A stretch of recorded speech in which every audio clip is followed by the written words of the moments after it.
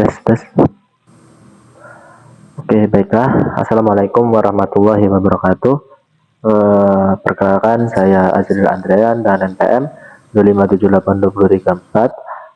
Di sini saya mendapatkan tugas video untuk menjelaskan tentang pengertian OSI model, tentang cara kerjanya, dan tugas-tugas dari OSI layar itu seperti apa.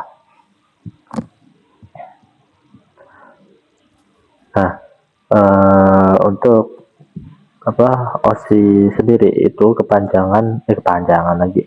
OSI itu singkat dari Open System Interconnection. Jadi OSI itu sebuah kerangka kerja konseptual yang menstandarisasi fungsi komunikasi jaringan komputer. Nah, jadi standarisasi kayak transfer data lah ibaratnya seperti itu.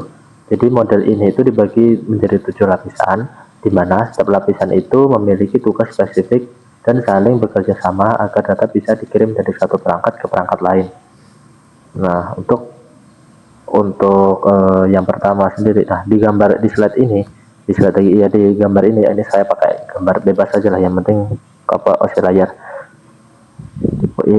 Nah, di sini kan layar ini kan kenapa ada panah ke bawah, ada panah ke atas? Kenapa? Karena sebuah file yang ditransfer itu pertama dari application layer, kemudian ke bawah ke physical layer, setelah itu dikirim lagi ke atas lagi, akan diterima. Jadi kalau kita melakukan transfer dari HP 1 ke HP kedua, sebenarnya prosesnya seperti ini. Mulai dari aplikasi itu kan bisa berupa web, bisa berupa aplikasi. Nah, itu prosesnya seperti ini. Nah, tapi sebelum kita ke ranah proses, kita akan membahas sedikit untuk fungsi-fungsinya. Yang pertama itu kan ada aplikasi layer, application itu di sini tuh sebagai antarmuka antara aplikasi yang digunakan itu dengan jaringan gitu. Jadi layer ini itu bertanggung jawab atas pertukaran informasi antar program komputer. Untuk protokolnya itu ada HTTP. HTTP itu kan web ya, terus SMTP itu email, kemudian ada FTP sebagai file transfer. Kemudian di OSI layer yang kedua, di layer yang keenam,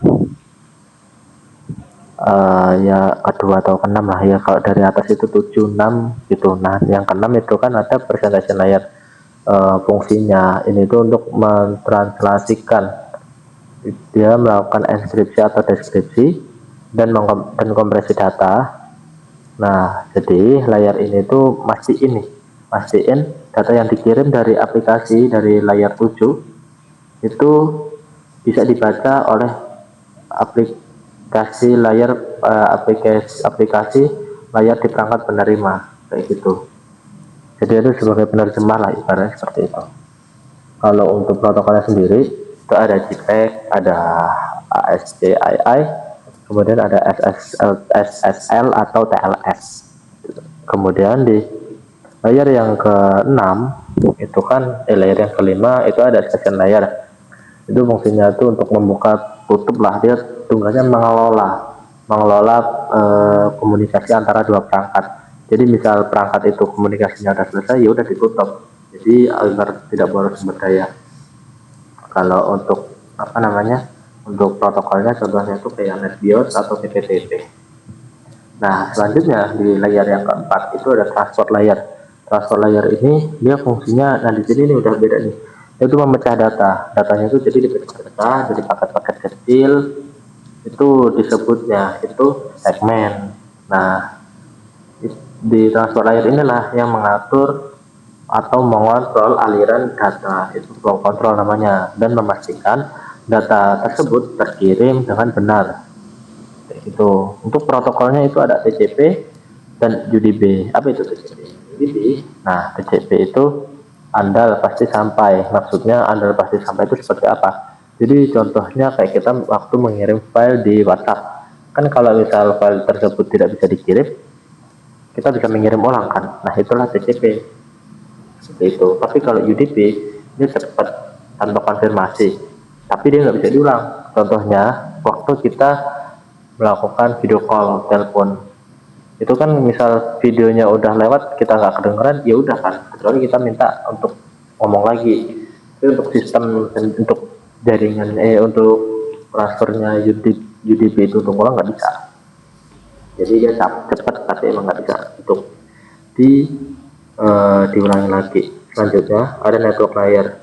Nah, di network layer ini itu dialah yang menentukan jalur fisik terbaik untuk mengirimkan data. Dia proses routing namanya. Nah, dan dia itu bertanggung jawab atas pengalamatan logis. Jadi mau dituju yang mana, itu mau kemana, rutenya yang mana, itu ditentukan di network layer. Jadi segmen, kan tadi itu di awal itu dijadiin segmen tuh, paket-paket kecil dijadiin segmen. Nah, nah di sini segmennya itu diubah menjadi paket. Itu dikasih alamat tuh satu-satu. Nah, seperti itu. Untuk protokolnya itu yang menggunakan IP internet protokol kayak router atau kayak ya yang perangkat-perangkat seperti itu.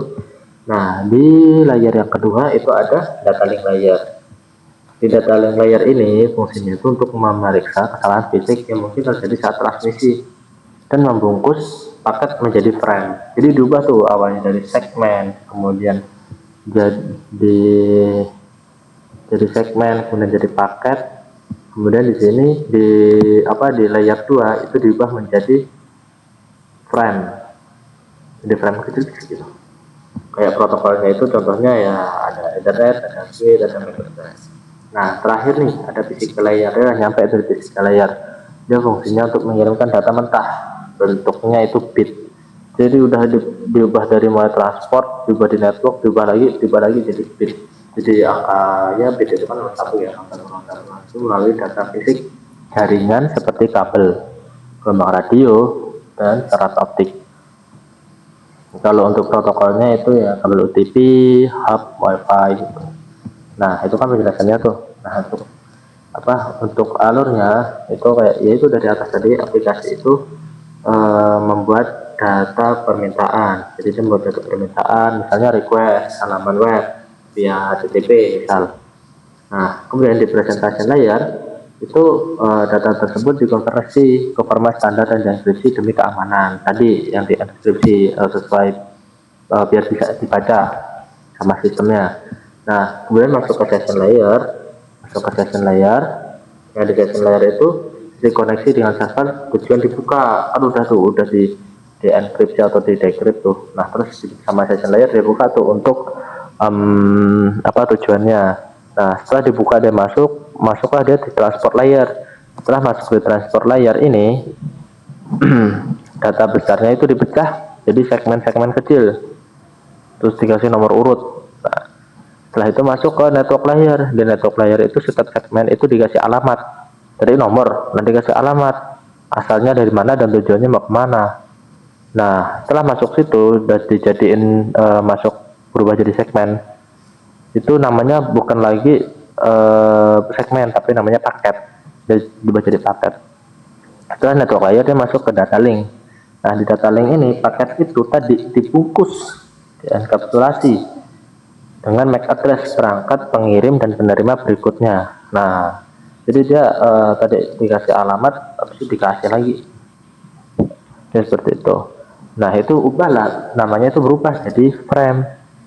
Nah, kemudian di physical layer, nah itu frame-nya itu diubah jadi sinyal listrik atau cahaya atau radio, itu bentuknya bit, lalu dikirim melalui kabel atau udara. Jadi nah nanti kan tadi dari atas ke bawah, nah sekarang dari bawah ke atas. Jadi setelah nyampe, setelah nyampe itu paketnya di sini penerimanya itu menerima sinyal bit, mengubahnya kembali menjadi data. Kemudian di layer 2 diperiksa tuh MAC address-nya, kalau cocok bungkus di luar tuh dibuka jadi paket. Nah, setelah itu masuk ke network. Nah, di network itu diperiksa IP address, kalau benar bungkus IP dibuka dan menjadi segmen. Nah, masuk ke transport. Nah, dia menggabungkan kembali tuh segmen-segmen sesuai nomor urutannya. Jadi di segmen itu dia dipecah, digabung lagi sesuai dengan nomor urutnya hingga menjadi data utuh. Kemudian di session itu dia memastikan nih bahwa transfer data dalam sesi tersebut sudah selesai. Setelah udah masuk ke layer 6. Layer 6 itu dia melakukan decrypt, kan tadi dia di decrypt